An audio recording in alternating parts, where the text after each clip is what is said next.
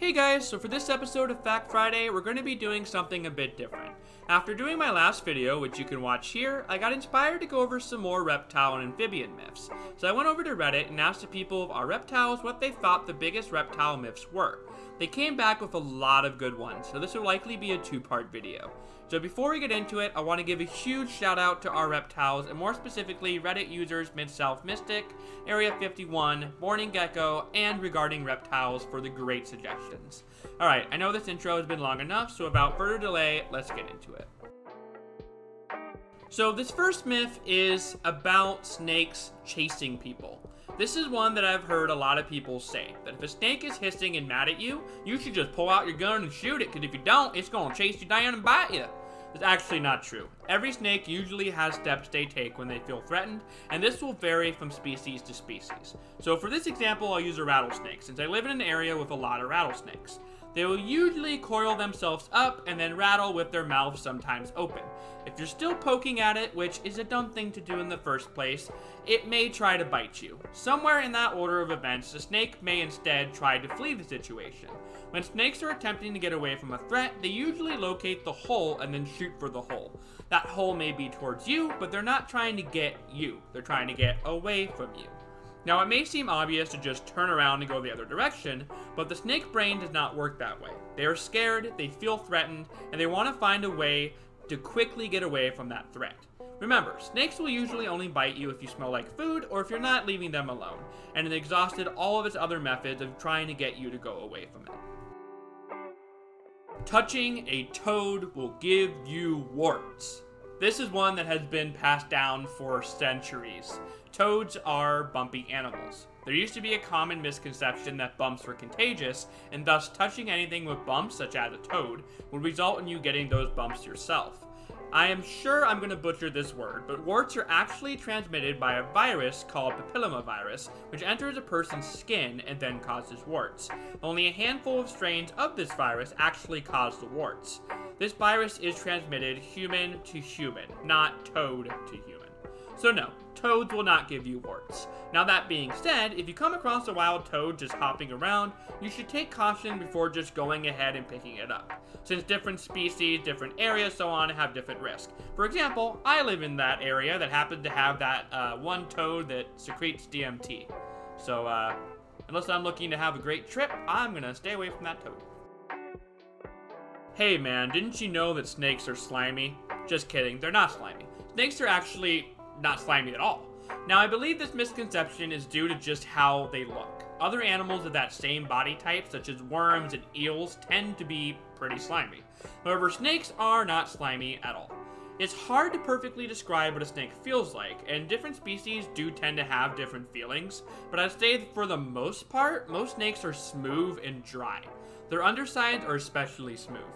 Now, many people assume that snakes just have to be slimy, because how else would they be able to move across the ground so fast without legs? Well, snakes actually have a few different and sometimes strange ways to move, such as like a sidewinder. The most common way is that they have movable scales on their bellies that they use to push themselves forward.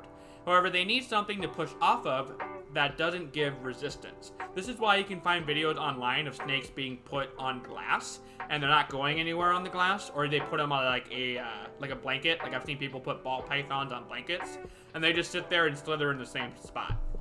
Snake Discovery made an awesome video on this, so if you want more in-depth details on how snakes actually move, search for How Snakes Move on YouTube, and that video should come up first. Now, this next one comes from Reddit user Regarding Reptiles, and I felt like this was one that I definitely wanted to cover, because I don't feel like too many people talk about this. Many people believe that farmed reptiles are the same thing as a captive bred reptile because a farm is, well, captivity. The main differences between the two are location and process. Reptile farms are usually large outdoor areas where people let reptiles free roam and breed like crazy. Then they take the reptiles off the farm, package, and then ship out to retailers without much care. Now, there's a reason why this process is typically looked down upon in the reptile hobby. These animals are essentially wild animals that are confined into a space that makes it easy for a human to go and collect their offspring.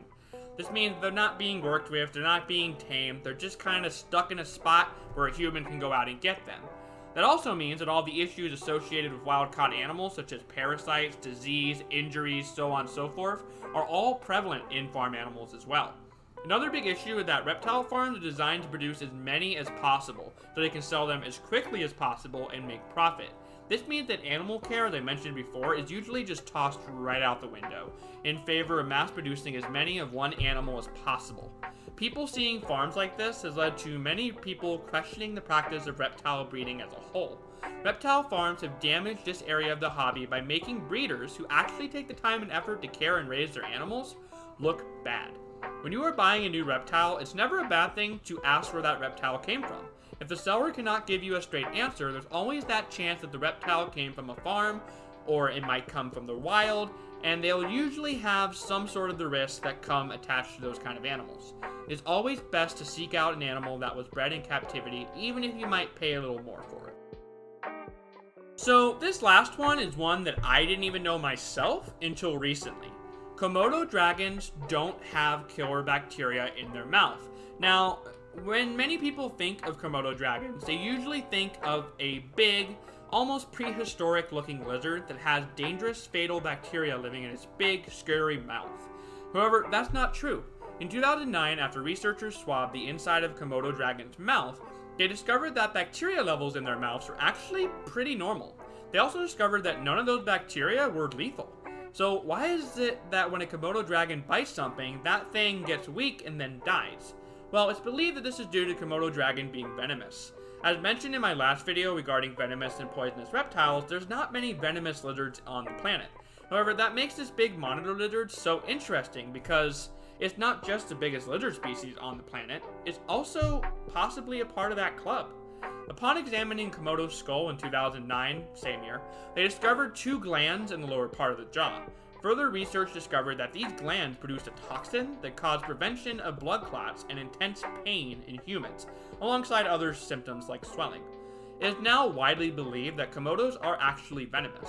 However, as with any recent discovery, there's a lot of debate about just how venomous they are and if they should even classify them as venomous despite the findings. And there's also people that say that even if they are venomous, you shouldn't call them venomous because that means that people are going to underestimate the actual science behind how they kill their prey, so on and so forth. Either way, the myth of killer bacteria mouths has been debunked. Alright guys, well I hope you liked this video. Part 2 will definitely be coming out next Friday. If you have any suggestions for other videos or things you would like to see on the channel, please drop that below in the comments. If you want to see more content like this, especially Part 2, which is going to be coming out, please make sure to subscribe, and I appreciate everybody who watches these videos. Thank you guys very much. I'm Brendan, this is Funky Geckos. Goodbye.